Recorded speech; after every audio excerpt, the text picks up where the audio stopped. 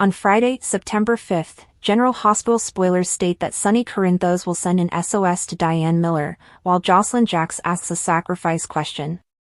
Britt Westbourne will also suffer in her current situation, so expect some startling moments. At the Five Poppies Resort, Jocelyn and Vaughn will lose their advantage. Vaughn and Jocelyn will find themselves backing restraints, so they will have a meaningful chat while worrying about what will happen next. Jocelyn would eventually question whether Vaughn would have truly sacrificed his life for hers. Vaughn may confess this and grow closer to Jocelyn, but they both fear they will not make it home alive. Britt happily received a phone call from Jason Morgan, who will return to the Five Poppies even if he has no idea what he's getting into. Jason will enter the danger zone since he will have to dodge bullets from a bad guy's gun. Pascal had hit his limit with Britt the last time fans saw them, so she might be locked up. Jason may come to Britt's rescue and then learn that Jocelyn is stranded on the property with Vaughn. Whatever the case may be, Jason is in for a few surprises when he returns to the Five Poppies Resort. In Port Charles, Anna Devane will question Jack Brennan, who will attempt to deceive her.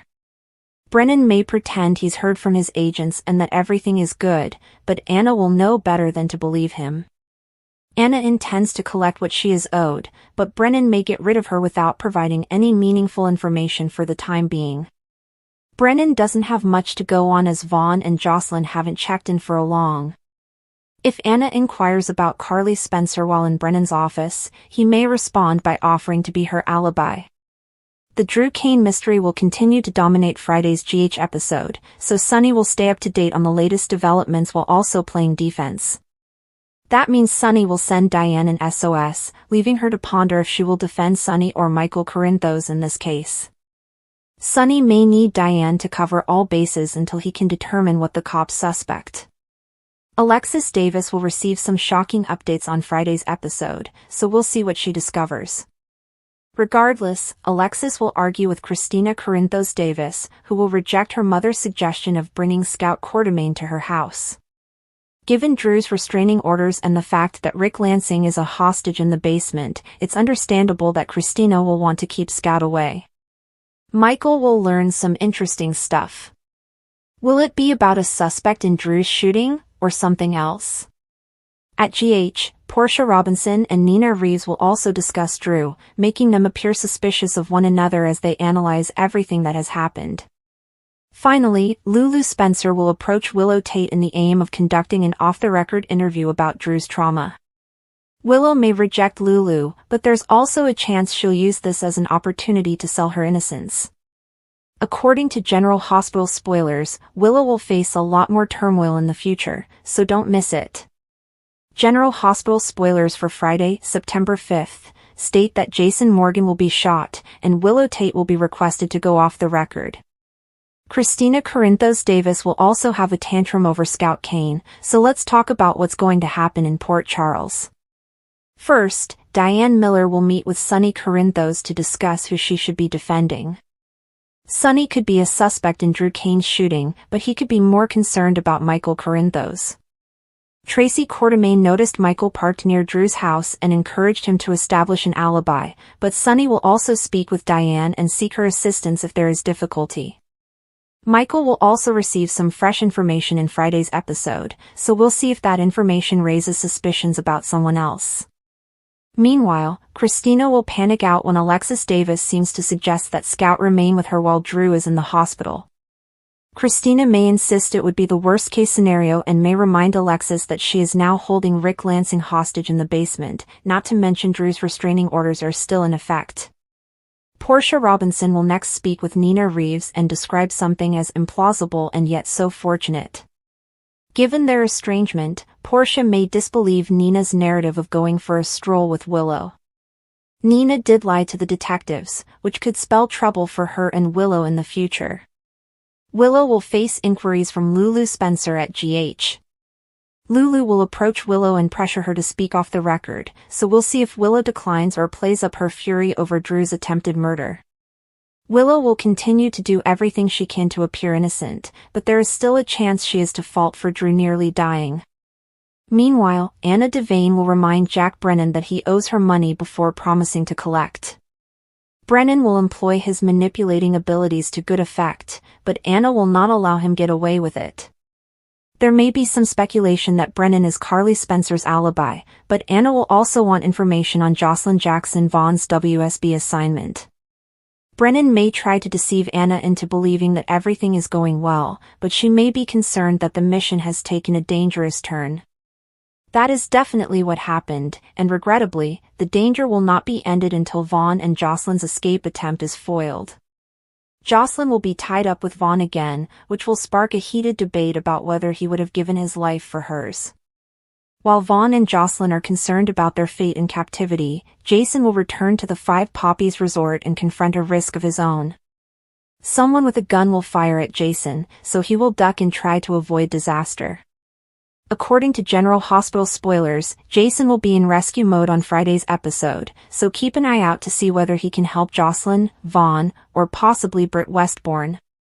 According to General Hospital spoilers, a wild fan theory indicates that one dead character has returned with a vengeance, shooting Drew Kane in a surprise twist. With Drew Gunned killed this week, some fans believe Sam McCall, who was previously confirmed dead, will join Britt Westbourne and alleged Nathan West in faking her death. If Sam is still alive, what motivated the ruse? Perhaps Jason Morgan assisted her in escaping danger, or Drew's post-Pentonville adjustments, which she was the first to recognize. Or was it forced upon her, leaving Jason stunned? If Sam pulls the trigger, would she be brought into the light, revealing her unalived status? Sam's fake death, a protective ruse? Fans believe Sam's death was a deliberate ruse, devised with Jason's assistance to protect her from danger. Drew's metamorphosis after Pentonville, turning merciless with affairs and blackmail, alarmed Sam, who saw his darker side early on. If she staged her exit to explore or escape his influence, this would explain her low profile. Jason's involvement is consistent with his protective character, but if someone else pushed the false death, such as WSB agents or Jen Sidwell, he would be as astonished as everyone else. This setup frees Sam to act in the shadows, possibly seeking Drew for his crimes against her family. Okay, wait, our second channel link to given in the description, please subscribe. GH spoilers, is this Sam's revenge from the grave? If Sam shot Drew, it may be retaliation for his turmoil, which included destroying her daughter Emily Scout Kane's life and playing God with the Corinthos and Quartermain clans. Staying hidden after an attack entails evading detection, which may be accomplished through the use of disguises or allies such as Damian Spinelli. Without surfacing, she avoids scrutiny from Dante Falconeri or Anna Devane, allowing suspects such as Curtis Ashford or Sonny Corinthos to take the heat, but only for a while. A slip-up, such as a witness spotting her, could force her to disclose herself, blowing her dead cover wide open. Fan theories and resurrection ripple effects, this undead shooter concept recalls Britt's return and Nathan's reported comeback, adding layers to the GH resurrection theme. If Sam is alive and guilty, her reemergence may reconnect her with Jason, but it would come at the expense of trust, especially if he was unaware. Fans enjoy the soapy twist, but many are concerned that it reduces the effect of her death. Will Sam remain shadowed if caught, or will Drew's shooting draw her back into the fray? Do you believe we'll see Sam reappear on screen after over a year away and dead? Comment below, and check back for more GH news and spoilers to find out who shot Drew Kane. The city of Port Charles hummed with the typical undercurrent of secrets and machinations, a place where devotion was both a currency and a curse. Sonny Corinthos, the man who controlled the city's underworld, sat in his dimly lit office at Pozzolo's, the restaurant that doubled as a front for his activities. The weight of his dominion pulled harder against his shoulders than usual. His eyes, which were normally sharp and calculating, were clouded with something unusual, dread. Not for himself, but for those entangled in the web of his decisions. He reclined back in his leather chair, the sound reverberating through the quiet room, and focused on the phone on his desk. He needed Diane Miller, his lawyer and one of the few people he trusted, to help him manage the chaos that was threatening to overwhelm him. Sonny's woes began weeks ago, when a shipment went wrong. A deal with a new supplier from the West Coast had soured, and the feds were sniffing around more closely than they had in years. Evidence was stacking up, a paper trail that reached perilously close to his personal circle. Worse, a rival faction, led by the crafty man known only as the broker, was plotting to destabilize him. Sonny realized he couldn't manage this alone. Diane, with her razor-sharp intellect and unwavering dedication, was his greatest hope for keeping the walls from closing in. He picked up the phone and dialed her number, his voice low and anxious when she answered. "Diane, this is me. I need you. Now." She didn't hesitate, pledging to arrive within 1 hour. Sonny hung up, his fingers resting on the receiver, knowing that this was merely the beginning. Meanwhile, across town, Jocelyn Jacks was debating a decision that would change everything. She sat on the side of her bed in her dorm room at Port Charles University, her hands tightly gripped. Her boyfriend, Dex Heller, worked for Sonny, and she'd been aware for months that his devotion to her stepfather was more than just professional. Dex was in trouble, working jobs that kept him up late and left him with bruises he couldn't explain. Jocelyn adored him, but love alone couldn't protect him from the dangers of Sonny's world. Her mother, Carly, was discussing a strategy to safeguard Dex with Jason Morgan at the Quartermain estate, and she overheard. They'd suggested that the only way to keep him safe was to completely remove him from Sonny's orbit. But that meant betraying Sonny, the man who had reared her as a daughter. Jocelyn's heart raced as she evaluated her alternatives. She could remain mute, allowing Dex to delve deeper into Sonny's world, and risk losing him to a bullet or a jail cell. Or she may act, leaking information to the feds via an anonymous tip, just enough to harm Sonny's operations without directly implicating Dex. It was a sacrifice that would fracture her and Sonny's trust, possibly forever. She remembered her mother, and the years Carly had spent juggling her love for Sonny with the upheaval he brought. Jocelyn did not desire that existence either for herself or for Dex. She took out her laptop, her fingers quivering as she typed a message to a contact she never imagined she'd need, a high school acquaintance who now worked at the PCPD. With each type, the words felt like a betrayal, but she sent them before she could reconsider. At General Hospital, Dr. Britt Westbourne was having her own problems. Dr. Victor Marshall, the hospital's new chief of staff, had been observing her attentively, but not in a professional manner. Victor was charming, polished, and deadly in a way that masked beneath his impeccable suits and easy grin. Britt had caught his eye months before, and she'd first played along, believing she could exploit his interest to obtain her employment at the hospital. However, Victor was now asking for more: private meals, late-night meetings, and subtle threats masked as favors. He had hinted at knowing things about her history that she had buried deep, such as her relationship with her late father, Caesar Faison, and the secrets she'd maintained to protect herself. Britt stood in the hospital break room, looking at her reflection in the coffee machine. Her hands remained steady, but her mind raced. She'd worked much too hard to reconstruct her life after years defined by her father's misdeeds. Victor's interest was not purely personal, it was strategic. He'd been inquiring about her patients, particularly those connected to Sonny's organization. Britt wasn't naive, she understood Victor was probably collaborating with someone, possibly the broker, to obtain information. She couldn't approach Sonny directly because that would only lead her deeper into his world. But being silent was not an option either. Victor had made it obvious that her job, and possibly even her freedom, relied on her cooperation. Diane arrived to Pozzolo's just as the sun dropped below the horizon, sending sweeping shadows across the city. She came in, her heels clicking on the hardwood floor, and saw Sonny pacing behind his desk. "Talk to me," she replied, putting her briefcase down. Sonny did not waste time. He described the issue, including the feds, the broker, and the faulty shipment. Diane listened, her countenance unreadable, already devising a strategy. "We need to control the narrative," she said. "Get ahead of the feds, make them believe they're hunting ghosts. As for the broker, we require leverage. Something to make them back off." Sonny nodded, but his thoughts were focused on Jocelyn. He'd noticed her detachment lately, as she avoided his calls. He had no idea of her plans, but the weight of her absence gnawed at him. Meanwhile, Jocelyn was in a downward spiral. The communication to her pal at the PCPD was irretrievable. She had been cautious, using a throwaway email and imprecise phrasing, but the guilt was crushing. She remembered Sunny's joy after she graduated high school, and how he hugged her like she was his own. She had now set in motion a plan to bring him down. She picked up her phone and texted Dex, asking him to meet her at the pier. She needed to see him to remember why she had taken this risk. Dex entered with guarded eyes and a tight posture. "What's wrong?"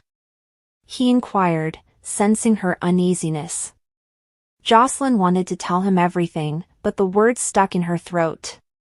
Instead, she kissed him, thinking that the gesture would ground her. Britt, back in the hospital, decided to take a chance on her own.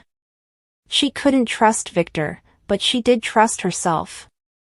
She had spent years learning to traverse tiny spaces, and today was no exception. She began her investigation, covertly pulling documents on Victor's latest hiring and cross-referencing them with known acquaintances of the broker. What she discovered was a common thread: a nurse hired last month with a history of low-level smuggling charges. It wasn't much, but it was sufficient to begin developing a case. Britt realized she couldn't address Victor directly, he'd crush her. But she could pass on the information to someone who could utilize it. She considered Jason Morgan, Sunny's right-hand man, but hesitated. Britt wasn't sure what Jason's loyalty to Sunny meant for her. Sunny and Diane spent hours brainstorming and planning every angle. Diane proposed a dangerous strategy, planting phony evidence to confuse the feds while also leaking a rumor to the broker that Sunny had dirt on them. Sunny gambled, but he trusted Diane's intuition. As they worked, Sunny's phone vibrated with a text from Carly inquiring whether he had heard from Jocelyn. His stomach twisted. He hadn't, and the silence felt off. He went outdoors for fresh air, the night cool against his skin, and called Jocelyn. It went to voicemail. For a minute, he stood there, the city lights flickering in the distance, feeling the weight of everything he was about to lose. Jocelyn and Dex sat on the pier, with the sea lapping against the docks. She wanted to confess and tell him about the email, but fear stopped her. What if Dex viewed her as a traitor? What if he chooses Sunny over her? Instead, she invited him to accompany her out of Port Charles, to start anew somewhere away from the bloodshed and secrets. Dex's face softened, but his answer remained solid. "I cannot run, Joss. This is my life now." Her heart fell, but she nodded, realizing she had gone too far. As they parted ways, Jocelyn's phone displayed Sunny's missed call. She stared at it, her resolve faltering, but did not return the call. Britt slipped into the hospital's records room while working late. She found what she was looking for, a file connecting the nurse to a shell firm affiliated with the broker. It was enough to give her leverage, but she had to proceed with caution. She sent Jason an encrypted message, ambiguous but urgent. "Meet me tomorrow. We need to talk." She didn't really trust Jason, but he was her best alternative. As she exited the hospital, she noticed Victor observing her from his office window. His smile was icy, and Britt felt a chill that had nothing to do with the night. The next morning, Sunny awoke to unexpected news. The feds received an anonymous tip pointing to the warehouse he'd utilized for the bungled cargo. It was too exact and neat. Someone close to him had spoken. His thoughts drifted to Jocelyn, but he forced them away. It couldn't be her. Diane was immediately on the phone, pulling levers to limit the harm, but the treachery went deeper than just the legal issues. He met with Jason, who had just gotten Britt's message. Jason's expression was somber as he explained what Britt had discovered. Sunny's world was disintegrating, and the parts didn't fit together. Jocelyn, sleepless and troubled, went to the Quartermain mansion to see her mother. Carly noticed the guilt in her daughter's eyes and knew something was wrong. Carly's expression hardened as Jocelyn broke down and confessed what she had done. She adored Sunny, but she cherished her daughter more. "We'll fix this," Carly stated, her voice firm. "But you must tell Sunny the truth." Jocelyn nodded, tears flowing down her cheeks, knowing the talk would shatter something that would never heal. Britt approached Jason in a quiet corner of Kelly's diner and slid the file across the table. "Victor's not who he seems," she continued. "He's working with the broker, and he's using me to get to Sunny." Jason's brows narrowed, but he didn't interrupt. Britt felt a sense of relief. She'd made a small step toward regaining control. Jason vowed to handle things, but advised her to remain out of Victor's way. Britt wondered if she'd made the correct decision or if she just created a greater target for herself. Sunny sat alone in his office waiting for Jocelyn. He knew before she spoke that her face was pale and her hands were shaking. Her confession came in hesitant sentences, each one a knife. She'd done it for Dex, for love, and for a future she couldn't imagine in Port Charles. Sunny listened, his face expressionless, and when she finished, he stood and walked to the window. "You're my family," he explained quietly. "But this changes things." Jocelyn wailed, asking for forgiveness, but Sunny's silence was sufficient. He would always protect her, but the trust had vanished. Diane, working in the background, was able to divert the Fed's attention, creating enough doubt to buy Sunny time. But the broker was still out there, and Victor's game was far from finished. Britt, trapped in her own tight situation, continued to dig, knowing that the truth was her only way out. Jocelyn returned to Dex, sad and unsure whether her sacrifice had saved him or doomed them both. And as Sunny looked out at the city he'd struggled to dominate, he recognized that the true war was not with his foes, but with the decisions that linked him to the people he loved. The days that followed were a haze of planning and survival. Diane worked relentlessly, and her legal maneuvers saved Sunny's empire.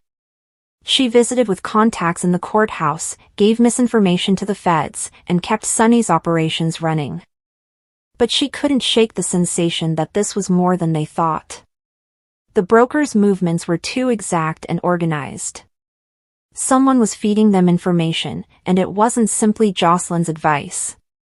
Diane suspected a mole, and he was closer than they had ever anticipated. She kept her suspicions to herself, knowing that Sunny was already on edge. Jocelyn attempted to mend what she had shattered, but the split with Sunny was a chasm. She avoided Dex, fearing her actions had put him in greater danger. Carly, split between her daughter and Sunny, attempted to mediate, but her allegiance was tested. She confronted Sunny at Pozzolo's, her voice shrill and frustrated. "She is a youngster, Sunny. She made a mistake." Sunny's jaw hardened. "A mistake that could have ended me." Carly didn't back down, reminding him of the mistakes he'd made and the lives he jeopardized. It was a standoff between two people who loved each other but were unable to bridge the distance. Britt's inquiry progressed, and the more she learned, the more perilous it became. Victor's connections went deeper than she had imagined, connecting him to a network that extended beyond Port Charles. She discovered proof of payments made to the nurse, as well as coded communications indicating a broader scheme. She told Jason everything, and he started moving his own pieces. He had always been Sunny's enforcer, but this time he was playing a bigger game. He met with Britt again, this time in a safe house, and devised a strategy to turn Victor's game against him. Britt consented, but her trust was shaky. She had been burned before. Sunny, meanwhile, was dealing with the betrayal. Jocelyn's actions had frightened him, but they also prompted him to reflect on his life. He had established an empire to protect his family, but it was ripping them apart. He summoned a meeting of his inner circle, which included Jason, Diane, and a few loyal lieutenants. They needed to hit back forcefully. Diane proposed to sting, use the broker's own tactics against them. Jason agreed, but his focus was on Britt's intelligence. If Victor was the key, they needed to act quickly. Jocelyn, desperate to put things right, visited the PCPD personally. She didn't share her tip, but she did seek her pal for help in determining how much damage she had done. The pal was cagey, implying that the feds were closing in but not explaining why. Jocelyn left, her stomach in knots, knowing she had set something in motion that she couldn't undo. She went to Dex and eventually revealed the truth. His expression clouded, but he did not move away. "We'll figure it out," he replied, bringing her closer. But Jocelyn wasn't convinced there was anything else to figure out. Britt's tight place became tighter. Victor met her in the hospital, his tone light but his words weighted with threat. "You're playing a dangerous game, Britt," he remarked, pressing his fingers against her arm. She backed away, her voice steady. "I do not play games, Victor. I won them." It was a ruse, but it bought her time. She realized she needed to act before he did. She gave Jason everything she had, begging him to act swiftly. Victor was getting too near, and Britt wasn't sure how much longer she could keep him off. Diane's planning and Jason's execution ensured that Sunny's sting was a complete success. They gave the broker incorrect information, resulting in a raid on an empty warehouse. The feds, ashamed, have backed off for the time being. However, Sunny was aware that it was just temporary. The broker was still out there, and Victor was a wild card. He met with Jocelyn again, this time on Carly's request. It was tense, but Sunny softened when he saw the girl he had reared in her tear-stained face. "We'll get through this," he replied, echoing Dex's remarks. However, even he found the statements hollow. Britt, Jason, and Diane toiled in the shadows, putting together the final pieces of Victor's plan. They discovered the missing link. Victor and the broker had a meeting set. Jason moved in to set up surveillance, while Britt kept Victor busy. It was a perilous dance, but she was skilled at it. When the conference began, Jason was prepared, documenting every word. The proof was damning. Victor was the broker's guy in Port Charles, handing them everything they needed to bring down Sunny. The last confrontation occurred at Pozzolo's. Sunny, armed with the recording, faced Victor. The doctor's charm had vanished, replaced by a steely wrath. But Sunny was cooler. "You're done," he stated while playing the recording. Victor attempted to negotiate his way out, but Jason was already there, blocking the exit. Britt watched from the sidelines, her heart racing but her resolve unwavering. She had played her role, and it had worked. Jocelyn, meanwhile, was reconstructing her life. She and Dex departed Port Charles, not permanently, but temporarily. She had lost Sunny's faith, but she'd gained something else, clarity. She refused to live under his shadow.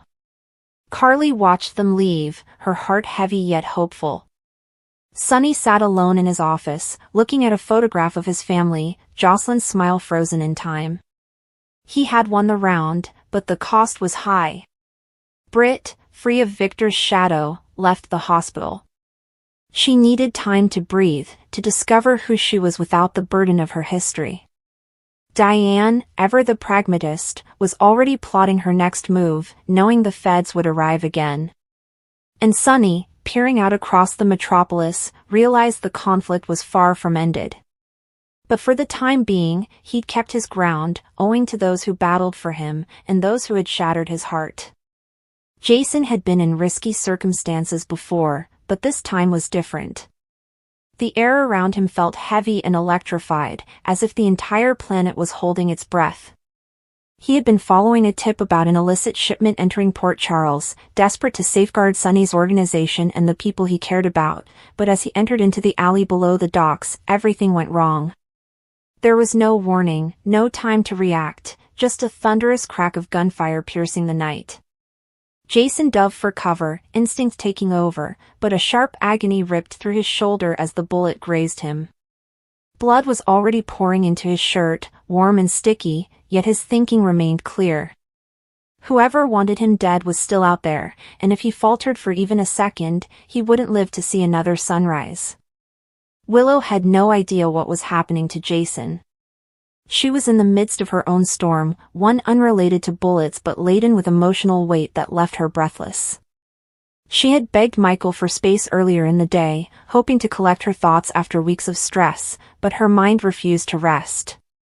She'd been keeping a secret too huge to tell ever since she overheard Nina's latest scheme and watched how Michael was working behind the scenes to safeguard their family. Now, in a quiet hospital corridor, she was approached by a reporter looking for information on Sunny's recent issue. She hesitated, knowing she shouldn't say anything, but the tension had been building for days.